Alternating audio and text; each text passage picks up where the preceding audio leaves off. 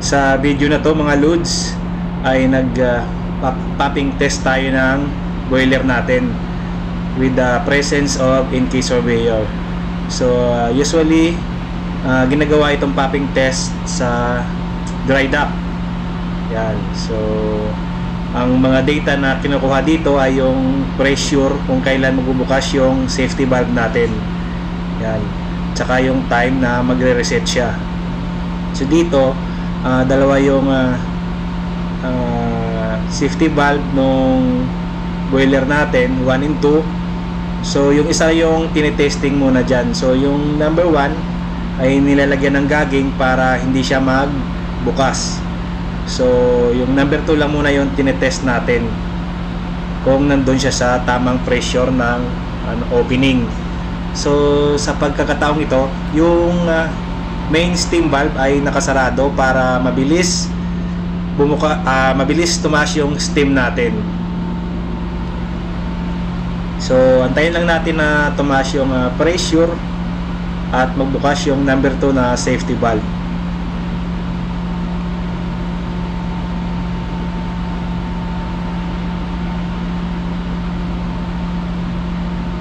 So while naghihintay para sa mga newbie, kadete or mga nag-aaral pa lang, so yung popping test na to ay meron ding manual. So just in case na hindi bumukas yung safety valve natin, ay may cable ito na hihilahin mo para manual mag-open yung safety valve natin. Just in case na tumaas yung pressure nung boiler natin tapos hindi nag-open yung what I mean is pressure na beyond sa capacity ng boiler, no? So may limit yan. So kapag hindi bumukas yung safety valve ay i-manual hilahin natin yung kable na yon.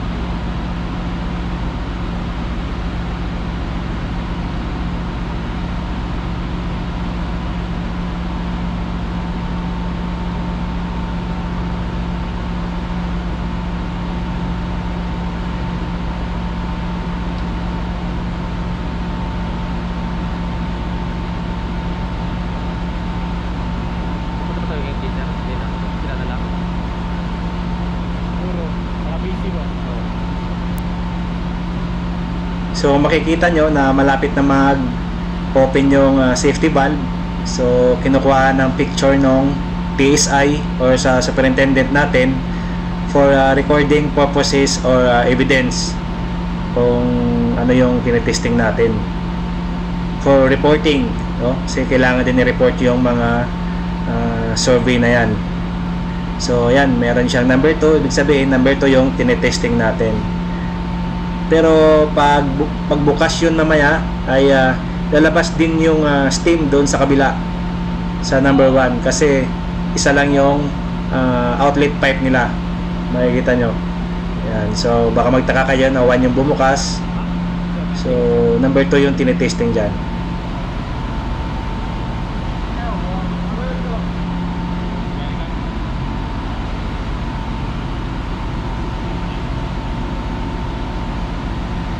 So yan na yung in-case surveyor. So pinipicturean niya din yung pressure para din sa recording niya at saka sa report niya.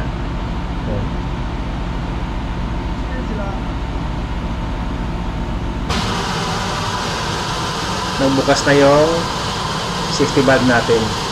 Yan. Tapos kinukuha nila din ng record yan, yung time na mag-reset siya. Yan.